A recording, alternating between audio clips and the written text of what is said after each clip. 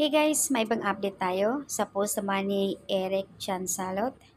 Grabe yung paghanda ni na Derek FM Reyes and Jojo.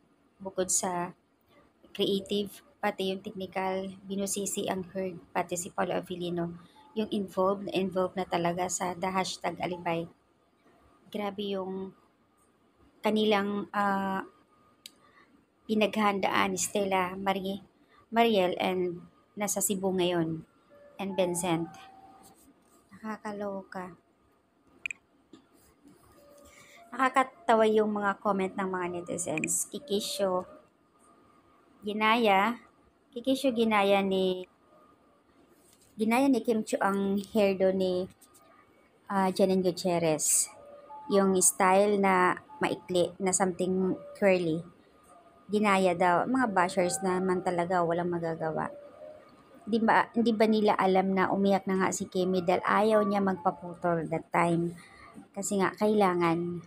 Yun yung utos talaga ng director. Yun yung kanyang gagampanan yung role niya. Kahit sino naman, syempre ang haba ng buhok mo tapos ganun na lang, di ba? Kaya yung video na nakikita na something na iyak si Kimi. Tapos yung mga bashers sasabihin pa na ginagaya si Janine. Grabe ah.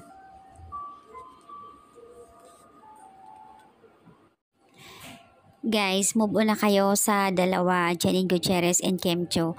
Wala naman din mapatutunguhan kung ipapagkumpara sila, kung ano yung nakikita sa isa, nasasabing kaagad ginagaya. Yung isa naman sinasabing may mga pinapatamaan, wag naman ganun kasi may kanya-kanya naman silang journey, may kanya-kanya silang partner, may kanya-kanya silang project. Sa katunayan nga, pare-pareho silang hindi na pag-iwanan. Kaya siguro, move on na, wag ipapagkumpara. Marami ako nababasa sa X doon na sinasabing ginagaya nga raw ni Kimi ang hairdo ni Janine Gutierrez. Hindi naman po niya ginagaya kasi sa katunayan nga ayaw nga ni Kimi dahil lang hinayang siya for how many years niya inaalagaan ang kanyang buhok na talagang hindi siya hilig sa short hair. Long hair talaga yan.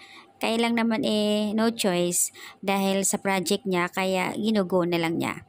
Kahit naman din si Paulo, pinakita din na talagang may ibang style ang kanyang gupit. So, dahil nga sa project, at syempre, kaya ginugo nila. Sa mga bashers naman, wag naman po kayong magbigay judge or komento na kung ano-ano. Siguro magiging stay positive na lang siguro para magiging okay din sila.